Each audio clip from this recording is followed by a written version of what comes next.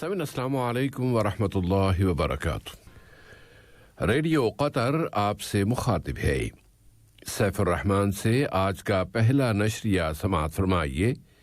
ابتدا میں پیش خدمت ہے اہم خبروں کا خلاصہ۔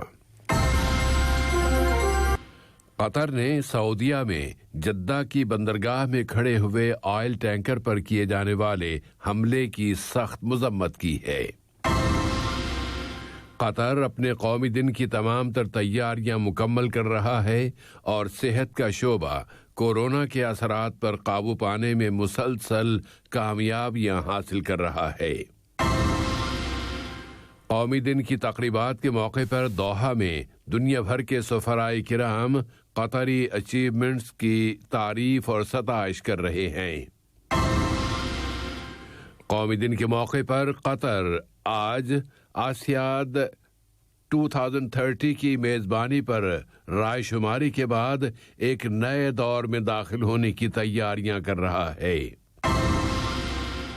سامعین، یہ تھا اہم خبروں کا خلاصہ، اور اب پیش خدمت ہے ریڈیو قطر سے آج کا پہلا مفصل نشریہ۔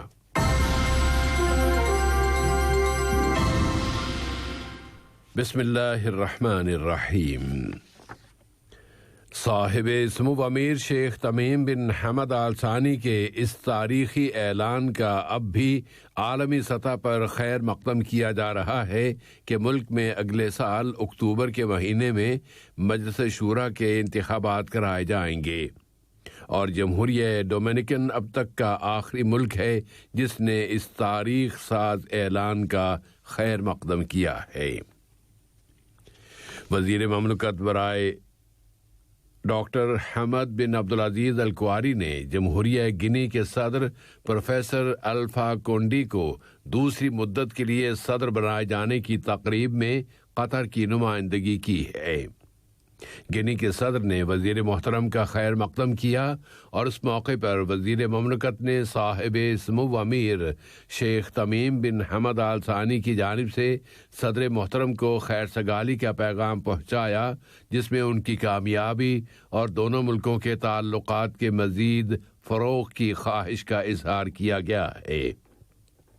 گنی کے صدر نے بھی صاحب سمو امیر کے نام اسی قسم کے جذبات پر مشتمل ایک پیغام وزیر مملکت کے سپرد کیا ہے۔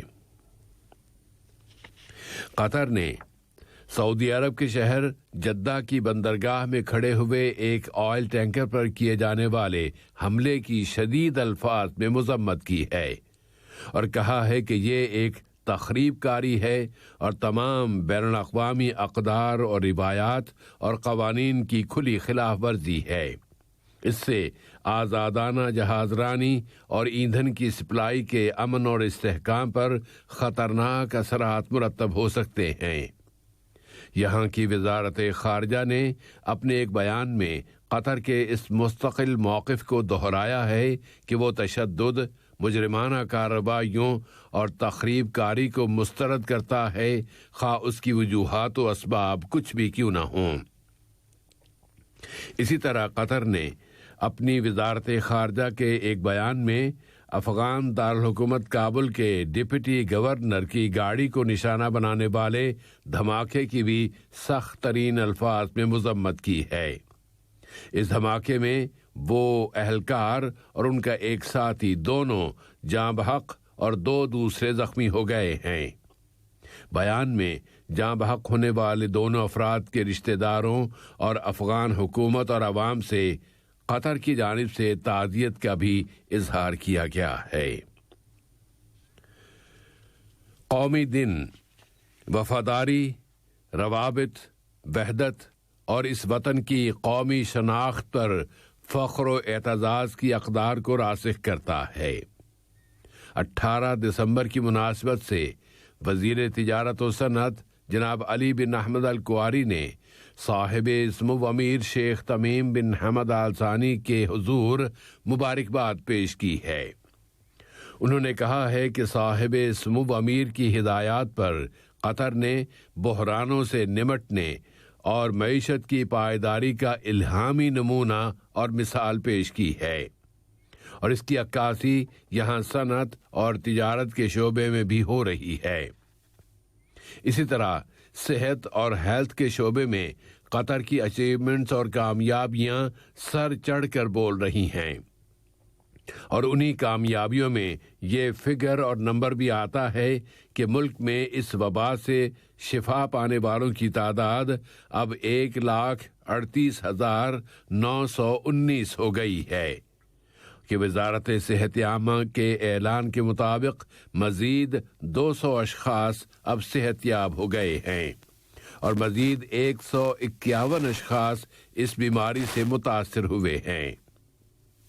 سن 2018 سے 2022 تک کے لیے صحت کے شعبے کی قومی حکمت عملی اور اسٹریٹجی قطر میں صحت کے چیلنجوں سے نمٹنے کا ایک نیا اسلوب دے رہی ہے۔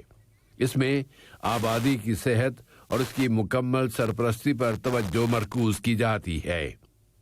وزارت صحت میں ادارہ صحت عامہ کے ڈائریکٹر شیخ ڈاکٹر محمد بن حمد آل ثانی نے اس حکمت عملی پر زور دیا ہے۔ ادھر پبلک ورکس اتھارٹی اشغال کے چیئرمین ڈاکٹر انجینئر سعد بن احمد المہندی نے کہا ہے کہ قومی دن ہماری قدیم تاریخ اور ہمارے ورثے کی تجدید کا اور زندگی کے تمام شعبوں میں ملک کی ترقی اور ڈیولپمنٹ کو منانے کا دن ہے۔ انہوں نے کہا کہ اس کے ساتھ ہی ہم اچیومنٹس کے ایک طویل سلسلے کی بھی خوشیاں منا رہے ہیں، اور پبلک ورکس اتھارٹی بھرپور کوششیں کر رہی ہے کہ قطر میں انفراسٹرکچر کو جلد از جلد مکمل کر لیا جائے، اور اس کے لیے اس وقت کئی بڑے پروجیکٹس پر کام ہو رہا ہے، اور اشغال میں اس علاقے اور پوری دنیا میں انفراسٹرکچر کے شعبے میں قطر کی نمایاں انفرادیت اور اس کی اٹھان میں حصہ لیا ہے۔ قطر نے اس قومی دن کو منانے کی تمام تر تیاریاں مکمل کر لی ہیں، اور اس اہم اور منفرد دن کے موقع پر صحت سے متعلق احتیاطی اقدامات اور انتظامات کے حوالے سے قومی دن کی تقریبات کو منظم کرنے والی کمیٹی نے اعلان کیا ہے کہ اس سال قومی جلوس اور مارچ میں شرکت صرف صحت کے شعبے اور اس کے ساتھ شریک شعبوں کی فیملیز تک محدود ہوگی، اور اس کے لیے انہیں خصوصی دعوت نامے اور پاس جاری کیے جائیں گے تاکہ سب کی صحت و سلامتی کی ضمانت رہے۔ اس اثناء میں وزارت داخلہ میں قومی دن کی سیکیورٹی کی کمیٹی نے اعلان کیا ہے کہ قومی دن کی تقریبات ٹریفک اور عوام کی حفاظت کے لیے امسال سیکیورٹی کے غیر معمولی اضافی انتظامات کیے گئے ہیں۔ تنصیبات کی سیکیورٹی کے ادارے کے ڈائریکٹر اور قومی دن کی تقریبات کی سیکیورٹی کی کمیٹی کے صدر بریگیڈیئر جنرل ڈاکٹر علی خجیم العذبہ نے اپنے ایک بیان میں ان خصوصی اقدامات پر روشنی ڈالی ہے۔ ملک کا قومی دن ہمیشہ ایک روشن تاریخ رہے گا۔ یہاں کے وفادار اہل قطر کے دلوں میں اس کی یاد ہمیشہ تازہ رہے گی، اور یہ ایک ایسا دن ہے جس میں اس وطن کے ماضی کو دیکھا جا سکتا ہے۔ قطر کے اس قومی دن کے موقع پر ملک میں سلطنت عمان کے سفیر جناب نجیب بن یحییٰ البلوشی نے قطر کے ترقیاتی سفر اور اس کی اقتصادی کامیابیوں کی تعریف کی ہے، اور کہا ہے کہ قطر امن و استحکام کی حفاظت اور اسے عام کرنے کے لیے جو بین الاقوامی اور علاقائی کردار ادا کرنا چاہتا ہے تو وہ کردار نہایت قیمتی ہے۔ ملک میں جمہوریہ کروئیشیا کے سفیر جناب ڈراگو لوورچ نے یہاں کے معاشرے کو ایک جدید اور ماڈرن سوسائٹی بنانے کے لیے یہاں لائی جانے والی جامع تبدیلی اور اس سلسلے میں حاصل کی جانے والی کامیابی کا ذکر کیا ہے۔ وفاقی جمہوریہ برازیل کے سفیر جناب لوئز البرٹو نے پائیدار ترقی اور سائنس اور ٹیکنالوجی کے میں سرمایہ کاری پر قائم مستقبل کے تصور اور ویژن کے مطابق قطر کو ایک ماڈرن ملک بنانے کی تعریف کی ہے۔ جمہوریہ کینیا کے سفیر جناب باٹرک کورنل اہنڈا نے قطر میں ہونے والی بڑی امپرومنٹس اور تمام شعبوں میں اس کی ترقی کا ذکر کیا ہے، جس کے نتیجے میں قطر اب نہ صرف خلیج اور مشرق وسطی بلکہ پوری دنیا کے لیے ایک جیو پولیٹیکل سینٹر بن گیا ہے۔ ملک میں جمہوریہ سربیا کے سفیر جناب ہیسمنکو بوزدراک نے قطر، یہاں کی حکومت اور عوام کو یہاں کے قومی دن کی مبارکباد دی ہے اور قطر کے اس علاقائی اور بین الاقوامی کردار کو نہایت قیمتی بتایا ہے جو وہ امن کے فروغ اور انسانیت کی مدد کے لیے ادا کر رہا ہے۔ تو قطر اپنے قومی دن کی تقریبات اور مقامی اور بین الاقوامی سطحوں پر حاصل کی جانے والی اپنی کامیابیوں کی خوشیاں منا رہا ہے۔ تو القدس کے ایک رائٹر اور سیاسی تجزیہ کار عزت دراغمہ نے ریڈیو قطر کو دیے گئے اپنے ایک بیان میں کہا ہے کہ دوحہ حق کی نصرت اور بھائیوں کی مادی اور معنوی مدد و حمایت کے اعلیٰ ترین مفاہیم کو عملی شکل دے رہا ہے۔ ایک اور رائٹر اور سماجی اور سیاسی تجزیہ کار فرح شندول نے کہا ہے کہ قطر نے تیونس کے انقلاب کے بعد پہلے عربی سرمایہ کار اور تیونس کی مدد کرنے والے پہلے ملک کی اپنی پوزیشن اور حیثیت کو برقرار رکھا ہوا ہے۔ تو انسانی عمل قطر کی پالیسی میں ایک عقیدے اور ایک کلچر کی حیثیت رکھتا ہے۔ اس نے دنیا بھر کو اپنی خیر و بھلائی سے نوازا ہے اور اسی لیے اس کی مسلسل تعریف اور توصیف کی جا رہی ہے۔ اور آج کے اس نشریے کی آخری خبر یہ ہے کہ آج ساری نظریں عمان کے دارالحکومت مسقط پر لگی ہیں، جہاں آج سن 2030 میں 21ویں ایشین گیمز کی میزبانی کے لیے رائے شماری کی جا رہی ہے اور ایشین اولمپک کونسل کی جنرل اسمبلی اپنے آج کے 39ویں اجلاس میں ووٹوں کے ذریعے سن 2030 کی ایشین گیمز کے میزبان ملک کے نام کا تعین کرے گی۔ آج کا یہ نشریہ ختم ہونے سے قبل اہم خبروں کا خلاصہ ایک مرتبہ پھر سماعت فرما لیجیے۔